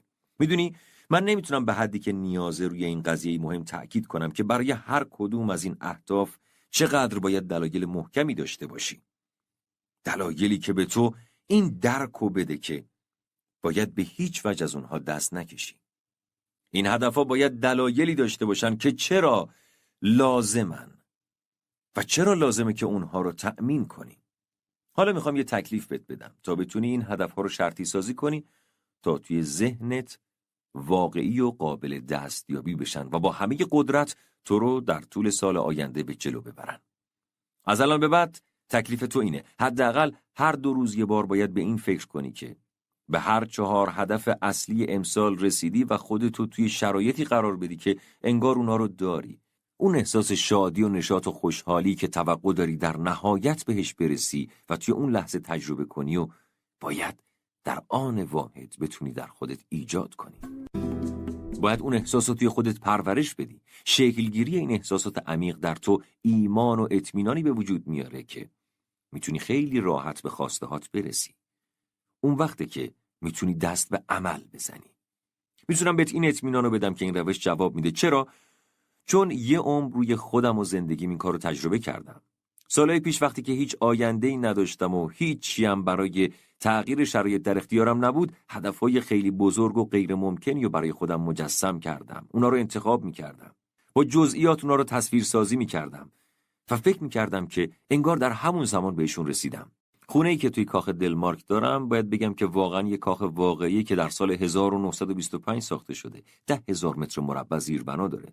تا قبل از این تو اون خونه آدمای موفق زندگی میکردن. 1 سال و نیم بعد اون خونه تو اون خیابونو خریدم. هیچ راهی برای انجام دادن کاری جز با شرطی کردن واضح و روشن خودم تو اون زمان بلد نبودم. من خودمو توی یه خونه بزرگ تصور میکردم که رو به اقیانوسه. من اصلا این کاخو توی عمرم ندیده بودم و کلاً یه بخش دیگه‌ای از کشور رو برای زندگی انتخاب کرده بودم. مطمئن باش که این روش کار میکنه و جواب میده. میخوام اعتماد به نفس کاملی توی این مورد داشته باشی و بدونی که این هدفها بهترین مربی و وسایل مورد نیاز رو برای تو جذب میکنن. آدمایی رو سر راهت قرار میدن که تو رو راهنمایی کنن. این امکان رو به وجود میارن که هرچه سریعتر به نتیجه های مورد نظرت برسی. به جای اینکه با روش های قدیمی آزمون و خطا این کار رو انجام بدی، این روش هدف گذاری خیلی برات زمان میخره. گاهی اوقات 10 سال و حتی قرنها. پس حتی یه روزت هم تلف نکن. این فرایند رو همین امروز و همین الان شروع کن. خب من اول این کتاب صوتی برات یه چالش تعریف کردم. تو رو به چالش استفاده کردن از مهارت‌هایی که توی این کتاب صوتی یاد میگیری دعوت کردم که از اونها استفاده کنی. الان دوباره این چالش رو تکرار میکنم. تو در طول این مسیر با این کتاب صوتی همراه بودی، قدم به قدم اومدی و همکاری کردی. الان دست خودتی که این مسیر رو به واقعیت تبدیل کنی. ایده ها، تکنیک ها و مهارت ها تا وقتی موثرن که از اونها استفاده کنی. چقدر میتونی به تکنیک هایی که یاد گرفتی عمل کنی؟ جواب اینه که هیچ محدودیتی برای تو وجود نداره. اگه واقعاً دنبال تغییر دنیای خودتی، واقعاً میتونی این کارو با تکنیک هایی که یاد گرفتی انجام بدی. الان زمان مال توه، نوبت توه. شانس بهت رو کرده تا زندگی خودتو روشن کنی و اونجوری که دوست داری اونو دوباره بسازی. اینکه رؤیای واقعی خودتو به واقعیت تبدیل کنی و افکار روشن خودتو به حقیقت برسونی. من تو رو به بیدار کردن هیولای درونت دعوت میکنم تا کشف کنی که زندگی میتونه چقدر زیبا، لذت بخش، غنی و منحصر به فرد باشه. امیدوارم یه روز این فرصت رو داشته باشم که بتونم شخصاً باهات ملاقات کنم تا داستان موفقیت زندگیمو برات تعریف کنم. تا اون موقع یادت باشه که با شور و شوق و علاقه زندگی